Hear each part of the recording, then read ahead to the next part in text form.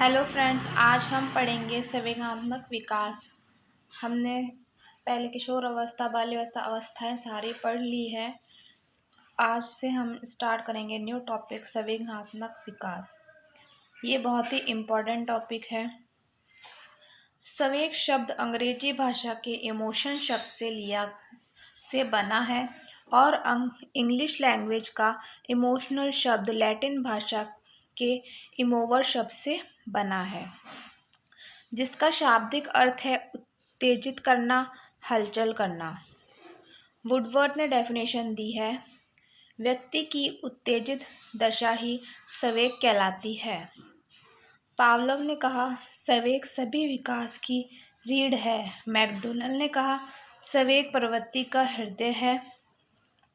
Crow ने कहा, सामाजिक विकास और संवेगात्मक विकास दोनों साथ साथ चलते हैं। ये इम्पॉर्टेंट है, ये डेफिनेशन आई हुई एग्जाम में।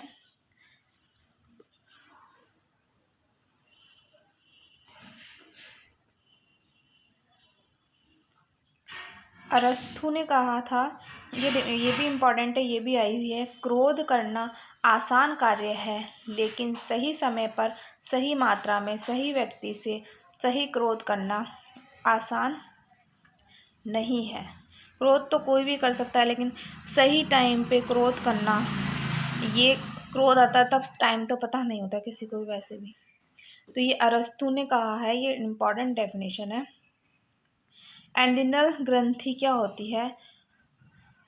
एड्रिनल ग्रंथि को प्रत्यक्ष रूप से संवेगों के साथ जोड़ा जाता है। एड्रिनल ग्रंथि होती है, उसको संवेग के साथ में जोड़ा जाता है। संवेगों को नियमन व संचालन प्रमस्तिष्क के द्वारा किया जाता है। संवेगों का नियंत्रण हाइपोथैलेमस के द्वारा किया जाता है। संवेगों का अध्ययन संवेगात्मक बुद्धि के द्वारा किया जाता है, जिसका प्रतिपादक डैनियल गोलमैन है। संवेगों का अध्ययन करने वाला और संवेगों पर लिखने वाला प्रथम वैज्ञानिक वाटसन था, जिसने सबसे पहले संवेग के ऊपर लिखा था।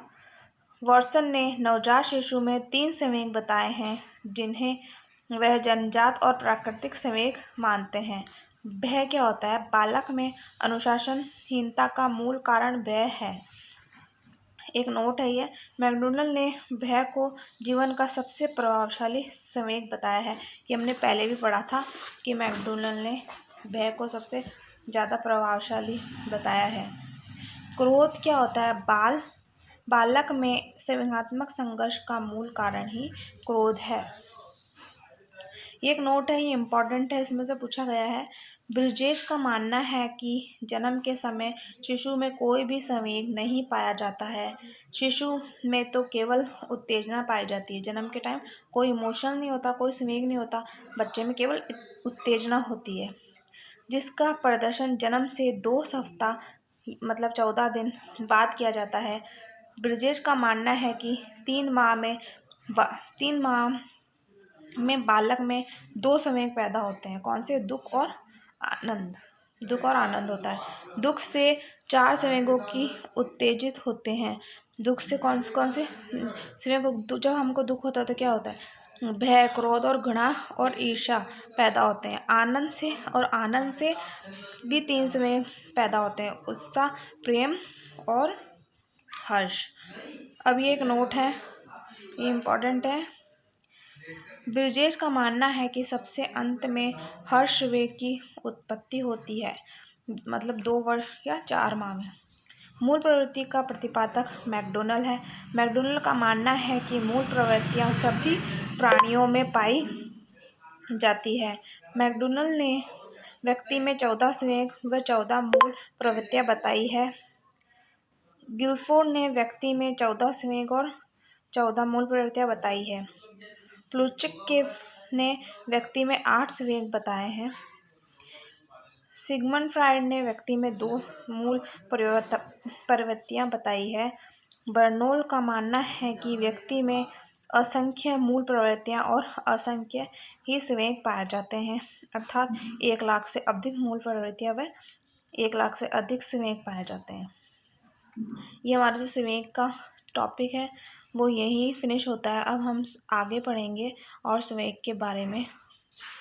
प्लीज़ फ्रेंड्स, ये अगर अच्छा लगा हो वीडियो तो लाइक शेयर अपने दोस्तों के साथ शेयर कीजिए, लाइक कीजिए। ये रीड के पॉइंट ऑफ व्यू से इम्पॉर्टेंट टॉपिक है। इसके आगे भी कंटिन्यू पूरा रीड का सिलेबस जो भी है वो हम पूरा करेंगे। तो मेरे चैनल को सब्सक्राइब करें ताकि आपको अपडेट टाइम टू टाइम मिलते रहें। Thank you for watching.